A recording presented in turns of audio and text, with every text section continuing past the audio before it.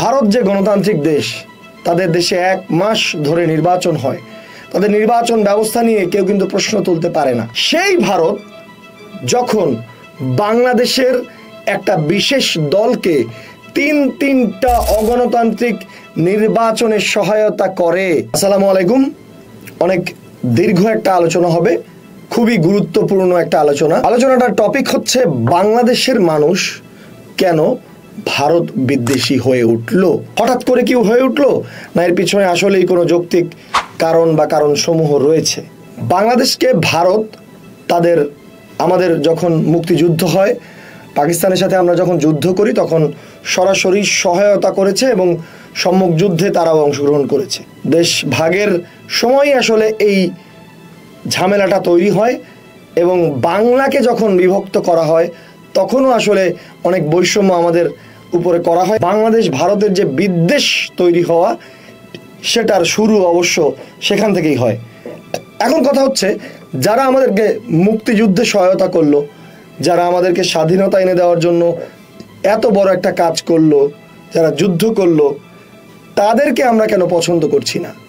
এটা কি আমাদেরই দোষ, না এর পিছনে তাদেরও কোনো দোষ আছে? গোমূত্র খেয়ে গোয়ারের মতো চিন্তা করলে সেগুলো আসলে মাথায় ঢুকবে না। মাথায় ঢুকাতে হলে অন্তর্নিহিত বিষয়গুলো দেখতে হবে। অন্তর্নিহিত বিষয়গুলো কি, সেগুলোতেই আলোচনায় যাচ্ছি। আলোচনায় যাওয়ার আগে প্রথমেই যে কথাটি বলতে চাই, ভারত কিন্তু একটা গণতান্ত্রিক দেশ, বাংলাদেশের পাশের দেশ ভারত। সেই হিসাবে বাংলাদেশের সাথে সবচেয়ে বেশি তাদের হচ্ছে সীমানা রয়েছে। ভারত এবং বাংলাদেশের 3 দিকে ভারত রয়েছে। এখন ভারত যে গণতান্ত্রিক দেশ, তাদের দেশে এক মাস ধরে নির্বাচন হয়। তাদের নির্বাচন ব্যবস্থা নিয়ে কেউ কিন্তু প্রশ্ন তুলতে পারে না। সেই ভারত যখন বাংলাদেশের একটা বিশেষ দলকে তিনটা অগণতান্ত্রিক নির্বাচনে সহায়তা করে, একটা ভোটারবিহীন নির্বাচন, একটা নিশিরাতের নির্বাচন, একটা ডামি নির্বাচন, তিনটা নির্বাচনে যখন তারা সহায়তা করলো, তখন বাংলাদেশের মানুষ তখন কি আঙ্গুল চুষবে? বাংলাদেশের মানুষ আপনাদেরকে অপছন্দ করার মতো কি এটা একটা কারণ নয়?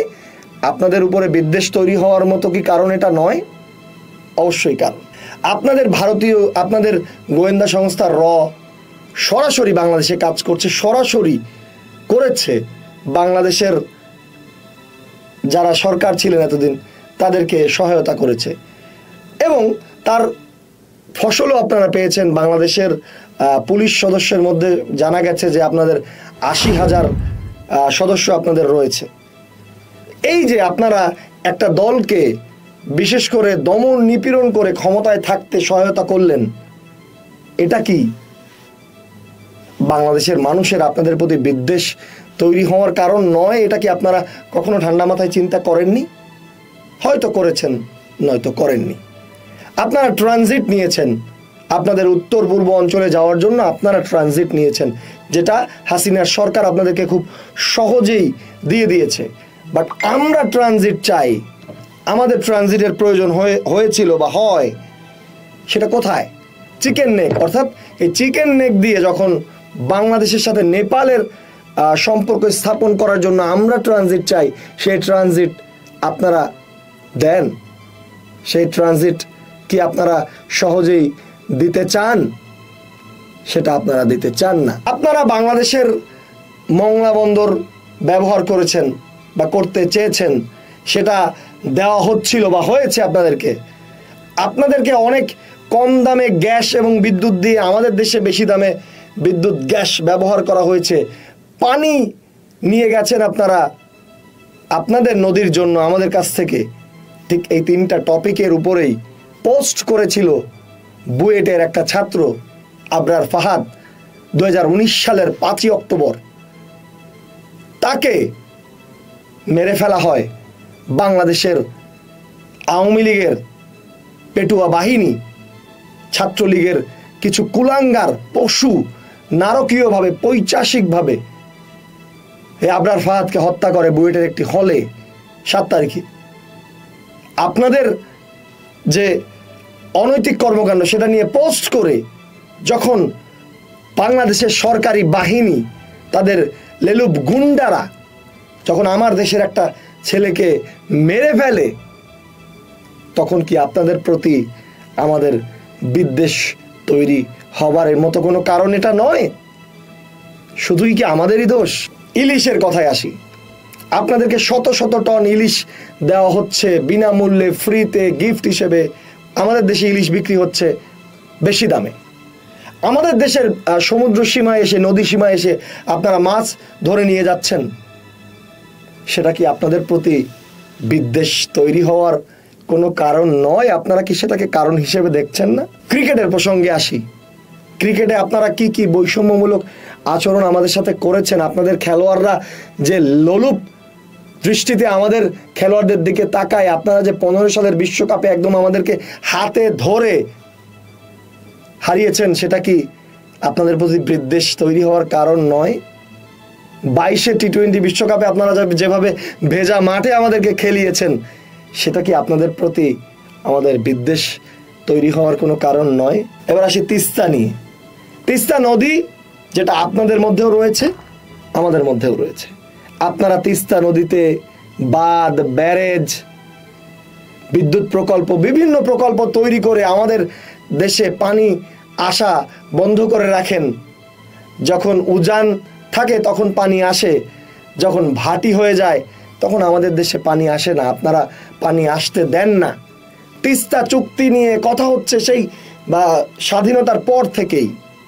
হয়েছে তিস্তা চুক্তি? তিস্তার সমবন্টন কি আমরা বুঝে পেয়েছি? আপনাদের পশ্চিমবঙ্গের যিনি মুখ্যমন্ত্রী মমতা ব্যানার্জি, তিনি প্রকাশ্যে বলে দিয়েছেন যে তিস্তা চুক্তি হতে দেবেন না, রাজ্যকে বাদ দিয়ে তিস্তা নিয়ে বৈঠক তিনি মানবেন না। এটা কি আপনাদের প্রতি বিদ্বেষ তৈরি হওয়ার কারণ নয়? ফারাক্কা বাঁধে আসি। ফারাক্কা বাঁধ যখন আপনাদের দেশে পানি বেড়ে যায়, তখন আপনারা ছেড়ে দিয়ে আমাদের দেশে বন্যা ঘটিয়ে দেন। আমাদের সিলেট অঞ্চল বারবার ভেসে যায়, বন্যায় প্লাবিত হয়। এটা কি আপনাদের প্রতি বিদ্বেষ তৈরি হওয়ার কোনো কারণ নয়?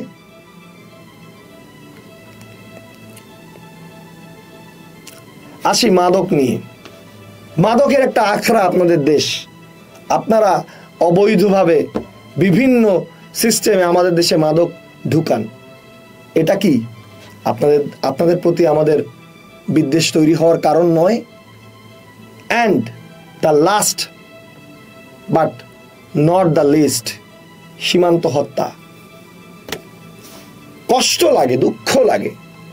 একটা বন্ধু রাষ্ট্র হয়ে আপনারা যেভাবে সীমান্তে আমাদের দেশের মানুষকে, বিজিবিকে বিভিন্ন সময় হত্যা করেন, সামান্য সামান্য কিছু কারণ, গরু চড়াতে নিয়ে যাওয়া কিংবা ফসল সংগ্রহ করতে যাওয়া বা সামান্য সামান্য কিছু কারণে আপনারা আমাদের দেশের মানুষগুলোকে হত্যা করেন।